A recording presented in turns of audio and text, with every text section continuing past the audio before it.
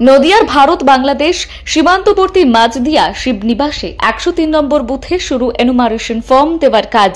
এই ফর্ম বিএলআরওরা এলাকার সকলের বাড়ি বাড়ি গিয়ে পরিবারের সদস্যদের হাতে পৌঁছে দেয়। পূর্ব ঘোষিত অনুযায়ী 4 নভেম্বর ভোটার তালিকা যাচাইয়ের জন্য বাড়ি বাড়ি যাওয়ার কথা ছিল। সমস্ত সাধারণ মানুষের মধ্যে এসআইআর নিয়ে আতঙ্ক কাজ করছিল।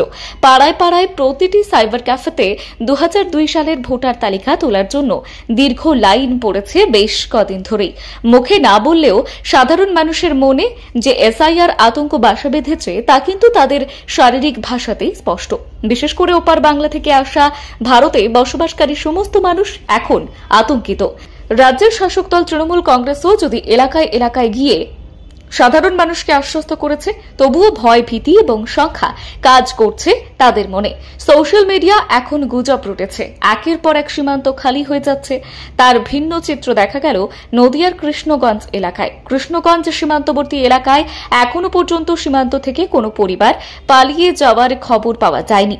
সকলেই এতদিন যাবৎ তারা তাদের ভোটাধিকার প্রয়োগ করত। তারা নথি সংগ্রহের কাজই এখন বেশি ব্যস্ত সহকারে দেখছে। যদিও এই কর্মসূচি চলছে গোটা নদিয়া জেলা জুড়ে। ভালো হয় সেটাই ভালো। কটা ফর্ম দিলাম আপনাকে? আমাদের ভোটার? হ্যাঁ, কটা ফর্ম দিলাম আপনাকে? 4টে ফর্ম দিয়েছে। কি বললো করতে?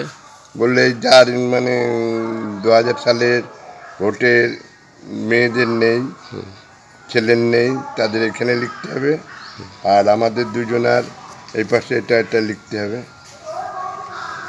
লিখে আমাকে জমা দেবে। আর 2 কপি করে ফটো সব মেরে